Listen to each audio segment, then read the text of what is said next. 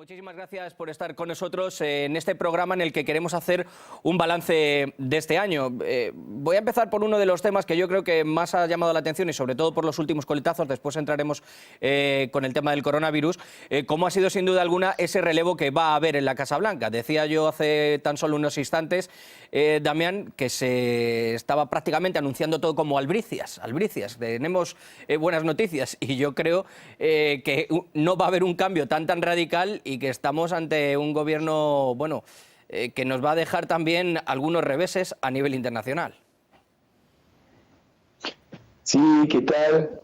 Muchas gracias por la invitación. Efectivamente, lo que decís es muy interesante. Yo siempre digo que estas últimas elecciones en Estados Unidos fueron muy particulares porque el pueblo estadounidense tuvo que elegir entre continuar con las locuras del emperador o el retorno, ¿sí?, a la hipocresía de siempre. Una elección, creo yo, que ha demostrado el estado de putrefacción que tiene el sistema político estadounidense. Y es interesante esto que vos marcabas al principio, en donde por primera vez de los dos lados, ¿sí?, tanto del lado de los demócratas como de los republicanos, hubo acusaciones respecto de cada uno que tenía como vínculos respecto con el gobierno ruso, ¿sí? Desde el fin de la Segunda Guerra Mundial, Rusia es presentada como un gran peligro para Occidente. Entonces, todo hace pensar de que el ciudadano estadounidense le va a exigir a sus gobiernos esa mano dura, Damián, con Rusia. Por eso uno, sí, perdón. Según decías, perdona que te interrumpe, sin duda alguna, ese yo creo que va a ser un leitmotiv. Finalmente, escuchamos en la rueda de prensa también de balance del presidente Putin, como decía que finalmente la política norteamericana se había convertido a Rusia en un problema que realmente no lo es, Enrique. Estamos viendo cómo continuaban hasta el último día, Enrique, esa eventual injerencia rusa de la que no hay ni rastro. Después Biden, lo hemos visto en los debates igual señalando, y ahora lo que se va a intentar hacer es intentar ejercer una mayor presión, aunque no va a haber más remedio que negociar, porque encima de la mesa tenemos el START y hay algunas cuestiones internacionales y militares muy básicas en las que ambos países van a tener que sentarse a hablar de una manera u otra. Por supuesto, Rusia no deja de ser el viejo enemigo soviético en la mentalidad de Washington y es un enemigo cómodo porque es un enemigo plausible y con fronteras claras, como siempre se ha mostrado. La Unión Soviética era un gigante físico, era algo perceptible. En los 90, en la década del 2000, el tema del terrorismo internacional pues era una amenaza bastante fantasma que al principio da una sorpresa, pero luego no es un enemigo tangible, no es un enemigo que tenga fronteras y al final las cuestiones de las relaciones internacionales y de la geopolítica requieren unas líneas físicas. Por eso la vuelta de Rusia al escenario internacional como una potencia importante pues no deja de ser algo cómodo también para el establishment, para el poder establecido en Washington, claro, porque es la vuelta de ese enemigo factible y cuando tengas algún problema siempre le puedes culpar a ellos de que están detrás. Efectivamente, es la excusa perfecta para intentar continuar con las sanciones, es la excusa perfecta para seguir potenciando políticas de la OTAN en las fronteras con Rusia, es la excusa perfecta en la que vienen los rusos, Damián, se va a poder utilizar para intentar presionar un poco más y para tener un enemigo, que ahora hablaremos de otro, pero un enemigo muy claro y, como nos decías antes, con una hipocresía política que es la que se ha estado viendo. Ni le ha ido tan bien a Rusia con Donald Trump, ni le fue tan bien con Barack Obama. Veremos a ver con Biden, porque al final siempre esto queda en palabras huecas. Sí, correcto, y también esto da también para pensar lo que decía Enrique antes, el nuevo rol que tiene Rusia en la actualidad, en donde se ha convertido en un actor ineludible, en un actor fundamental en el Medio Oriente, en donde cualquier conflicto existente en el Medio Oriente tiene que pasar ahora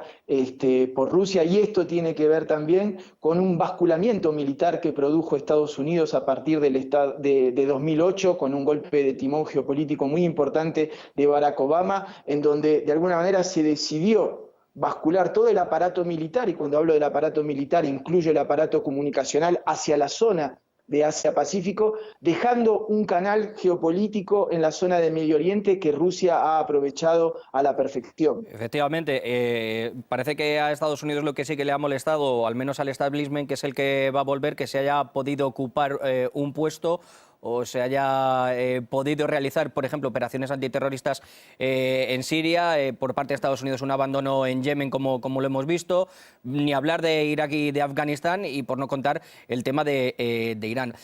Pasando por Oriente Medio, quería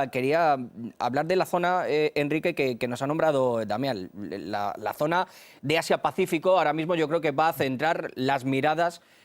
tanto a nivel económico, como ya lo estamos viendo, estratégico, del próximo gobierno de Estados Unidos, en lo que se ha llamado, para llamar a todo el mundo, esa alianza de democracias, para intentar poner cualquier excusa para intentar ahogar a China, cuando yo creo que, decía las palabras de Pompeo, inducir, eso suena más bien a un eufemismo más que agarrar por el cuello. China para Estados Unidos es el gran rival ahora mismo, el gran rival contra la potencia del mar que representa Estados Unidos. China no deja de ser un actor gigantesco en lo demográfico, pero más gigantesco todavía en lo económico y en la proyección que está teniendo en otros espacios donde antes estaba Estados Unidos como un agente comercial y político dominante. Es decir, Estados Unidos crea este mundo global, el mundo capitalista, y de repente le aparecen los chinos que, diciendo que son comunistas, pero actuando con pura geopolítica, les empiezan a echar de todos los mercados y de todos los sitios donde antes era Estados Unidos la potencia hegemónica. Es decir, Estados Unidos crea el escenario y ahora de repente China les ha comprado el escenario y poco a poco los está mandando a la trastienda. Esto, por supuesto, para Estados Unidos es un grave problema, y de hecho esta misma semana han publicado la nueva estrategia marítima. Y de nuevo, China es el enemigo número uno. Rusia es un enemigo, pero es el segundo enemigo, aunque para nosotros, desde el punto de vista europeo, siempre están todas las tramas en torno a Rusia y Estados Unidos, porque bueno, estamos en el medio, estamos en España, en Europa, y toda la OTAN está aquí, pero el meollo de la cuestión está en el eje Asia-Pacífico, sí, con grandísimos países en cuanto a población, en cuanto a economía. Y ahí es donde se está jugando ahora lo que antes era el centro geopolítico, el espacio euroatlántico, tanto norteamericano como europeo, ahora es el eje Asia-Pacífico, es decir, desde la costa estadounidense hacia la costa del Pacífico, hacia la costa asiática, Enrique, del Pacífico. Lo comentaba hace un par de programas también con otros de nuestros invitados, y al final todo esto pasa por ser un guión en el que la Gran Ruta de la Seda no le ha gustado nada a Estados Unidos, en el que la participación de China con lo que se ha llamado esas deudas, ¿no? esa diplomacia de deuda tampoco está convenciendo, y está viendo que se están ocupando sus sitios. Y ahora lo siguiente, con esa estrategia, como bien decías, Damián, lo que se está señalando es, bueno, si no podemos entrar a nivel económico con el tema de las sanciones, si no está funcionando, si no nos podemos sentar a hablar de más tratados comerciales, vamos a señalar el lado militar, vamos a señalar el poderío, vamos a intentar meter a China en un nuevo pacto nuclear, por así decirlo. Vamos a hablar de las maniobras en el mar, ¿no? Y quizás sea eso y el tema de los derechos humanos lo que quieran señalar, esa alianza que la ha llamado así de democracias, Damián.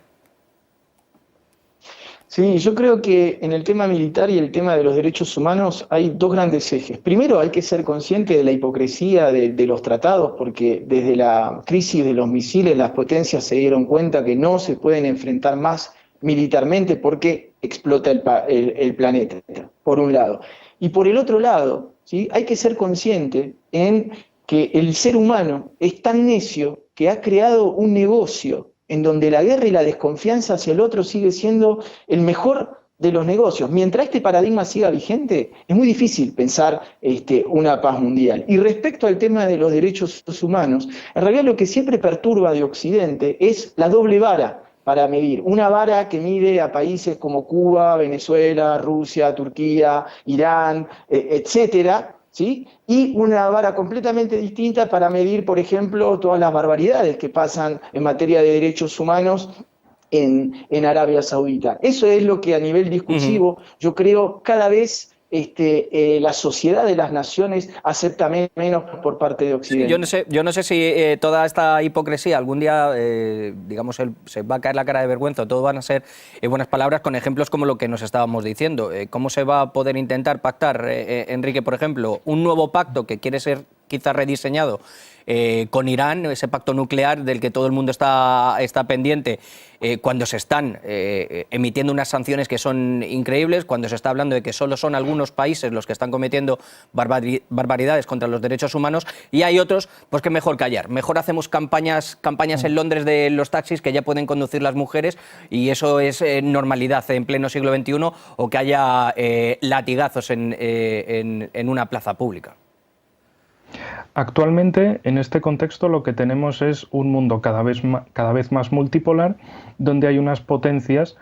por ejemplo, el eje chino y ruso, con la Organización de Cooperación de Shanghái y otras en el espacio euroasiático, pues están creando su propio espacio soberano. Esto es muy importante porque Irán, llegado a cierto punto y cada vez es más notorio, puede decantarse por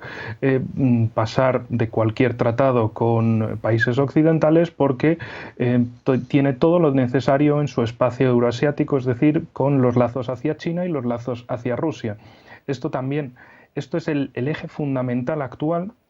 porque las sanciones funcionan en la medida de que te las creas, son como el sistema bancario. Funciona porque la gente tiene confianza en que el dinero que se supone que hay ahí es que está, efectivamente. Entonces este poder es también muy basado en la confianza de que, bueno, efectivamente controlan cosas, ¿no? Pero si de repente, pues todo el eje de la nueva ruta de la seda da plena seguridad a Irán, plena seguridad económica, por supuesto, política y militar, pues puede decantarse por, después del asesinato flagrante contra el general Soleimani, después del atentado y asesinato recientemente del científico iraní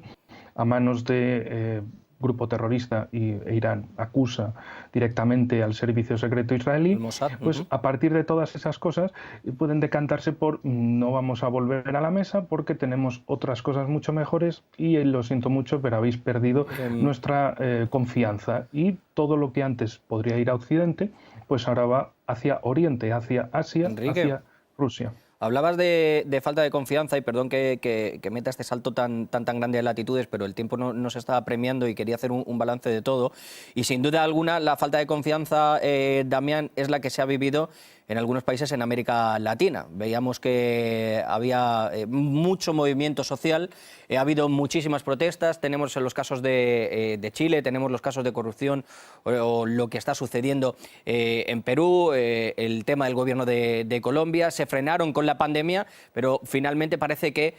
hay vientos de cambio, como dice la canción. Sí, muy cierto lo que decís, y si bien la pandemia ha frenado toda esa ola de cambios que venía habiendo en América Latina, a no confundirse porque ese despertar no se ha apagado, sino que simplemente se ha puesto bajo la alfombra y está ahí latente para resurgir en cualquier momento. Yo creo que es muy importante porque marca un cambio de paradigma geopolítico que un politólogo francés, Bertrand Badi, lo llama como la era intersocial. Quiere decir de que antes eran las sociedades que reaccionaban a lo que los estados producían, y hoy en día el Estado pierde cada vez más poder y está en constante reacción frente a las sociedades, a los movimientos sociales que son los que marcan la agenda, lo que algunos llaman, después está la discusión, el fin de la geopolítica. Sí, es lo que estamos viendo en América Latina. El caso más flagrante desde mi punto de vista y más notorio es el de Chile, en el que una burbuja neoliberal ha reventado por todos los sitios, en el que se ha visto la gran diferencia que existe entre los que ganan mucho, lo estaban llevando de alguna manera por detrás, y el pueblo que seguía con una constitución de tiempos de Pinochet, con abusos de poder como estamos viendo en Colombia, el abuso policial, también mucho examen de conciencia el que nos deja este 2020, Enrique, en torno a la manera de ejercer los derechos y las libertades de los pueblos originarios de América Latina y de varios países. Hemos vivido también ese episodio en Bolivia con Evo Morales y cómo también el ejército siempre tiene esa gran presencia y es lo que hace que se pueda o no se pueda cambiar todavía en América Latina algunas cosas. Sí, por supuesto, pero un ejército no deja de ser una herramienta que se crea pues desde instancias del poder. Precisamente es el ejército lo que ha conseguido que Venezuela no fuera invadida por Estados Unidos. Precisamente fue el ejército norcoreano el que hace que Corea del Norte no fuera, sobre todo en 2017-18, durante esas amenazas de Trump, que finalmente no tuvieron lugar. Entonces, bueno, un ejército no deja de ser más que la herramienta, digamos, para defender la soberanía del país. Pueden estar equivocados, pueden estar acertados, pero la cuestión es que son una herramienta, no son una finalidad, aunque, por ejemplo, desde Estados Unidos sí que es cierto que el ejército es otra empresa más y las contrataciones que realiza pues son sustancialmente jugosas y hay siempre un dinero muy importante que se mueve a través de todo este tema militar, pero no solo eso, también cabe mencionar en España misma el tema de las contrataciones militares también es un grandísimo negocio y que, por ejemplo, pues a pesar de todas las cuestiones de derechos humanos, cualquier cosa que se le pueda acusar a Arabia Saudí de lo que ha realizado desde 2015 en Yemen, no obstante, pues a la hora de venderles fragatas, pues hasta alcaldes de Podemos en Cádiz, por ejemplo, pues decían no, ese contrato tiene que mantenerse porque es trabajo para los nuestros, es decir, ahí también cabe denunciar mucho que al final el dinero y todos los intereses que mueven estos asuntos militares pues son muy importantes y que consiguen transgredir cualquier tipo de frontera ideológica o partidista que se pudiera considerar. Enrique, Damián, apenas me quedan 30 segundos, simplemente daros las gracias, se me quedan muchísimas preguntas como siempre y asuntos en el tintero. Este 2020, pues la COVID sin duda alguna lo ha monopolizado todo, creo que vamos a estar en las puertas también del 2021 y vamos a seguir hablando de esta crisis sanitaria, que además es una crisis global porque bueno, tiene varias aristas, ¿no? Estamos hablando de lo económico, estamos hablando de lo sanitario, estamos hablando de muchas aristas y seguiremos hablando. Os espero el año que viene en otro nuevo programa, espero veros pronto, sobre todo salud para despedir este 2020 y como siempre espero contar con vosotros. Ha sido un placer. Un abrazo.